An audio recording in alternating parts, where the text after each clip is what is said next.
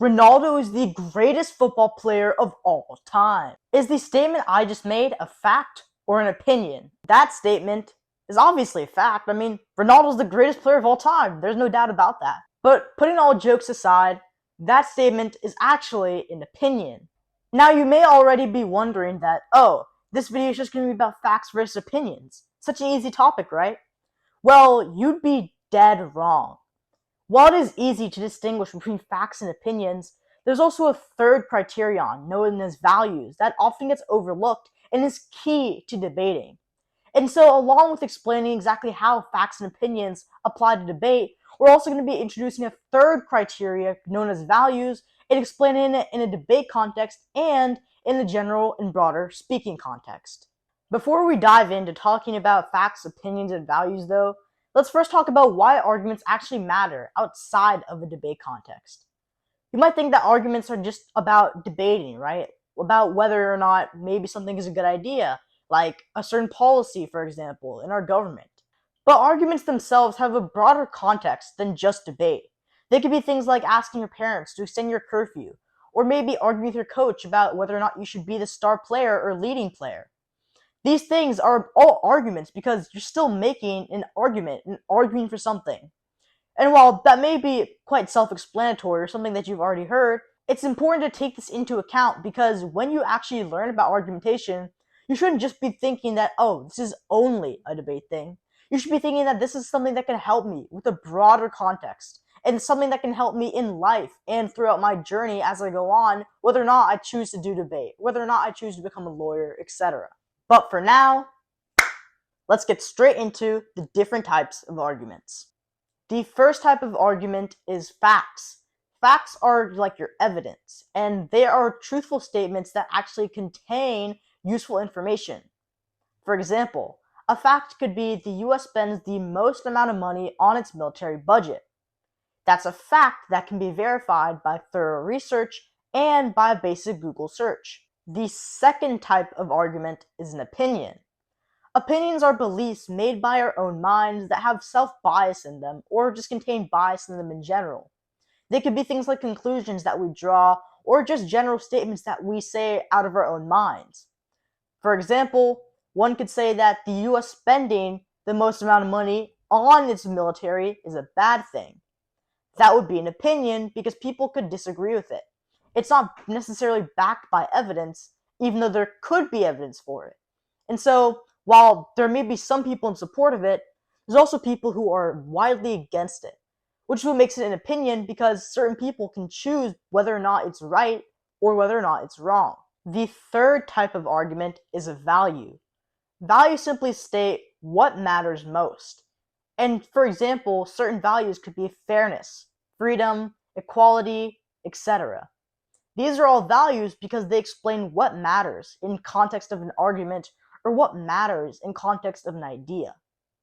Let's go back to the US military example. One could say that the US spending the most amount of money on its military is bad because it goes against societal progress.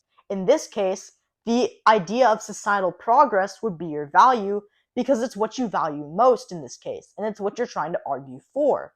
You're arguing that we should preserve societal progress by stopping spending the most amount of money on our military budget, because that money is being diverted away from other things that could be used in our country. But this video isn't a shade on the US spending so much of its budget on the military. In fact, this video does the opposite. It gives you an idea and context as to what the opposition would say if you were in support of it, or what you could say if you were in opposition to it. We're not really trying to take a stance on any political issues, more so than we're just trying to use the military budget as an example as to what an argument is and the different types of arguments there are. This next section of the video is going to be a quiz segment. The way the quiz works is I'm going to say a statement on camera, and what you're going to do is you're going to answer whether or not it is an opinion, a fact, or a value based on what you think alone. Do not use any outside help for this, but to be honest, these should be pretty easy, so I think you can get them without any help. Statement number 1. The criminal justice system in the United States of America is unfair. That statement was an opinion. Statement number 2. Global temperatures have risen about 1.1 degrees Celsius in the last couple of years. That statement was a fact. Alright, here's the final statement. Climate change is the biggest threat facing humanity. If you answered that that was an opinion, you are correct. But if you did say that that was a value, then you are also correct. In case you're confused on that last statement, let's just break it down really simply. Remember, climate change is the biggest threat to humanity.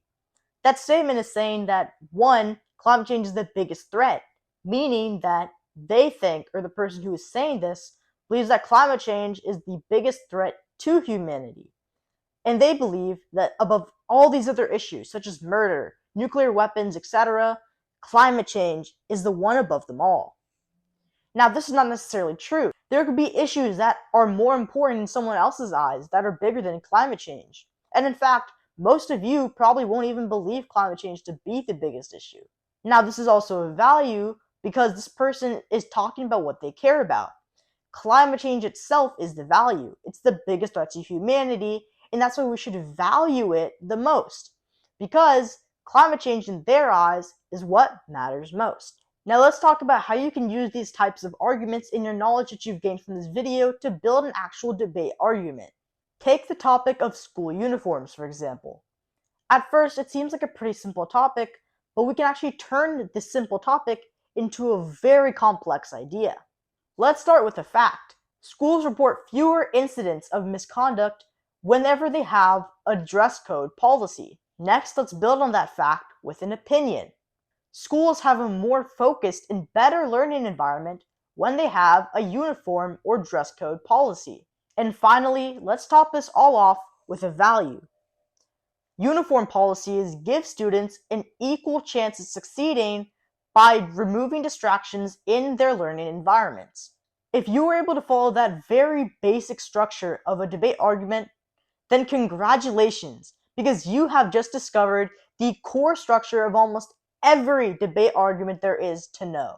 And now that you've learned the basic structure of almost every argument there is to know, you can now focus on developing and strengthening these arguments that you're able to create.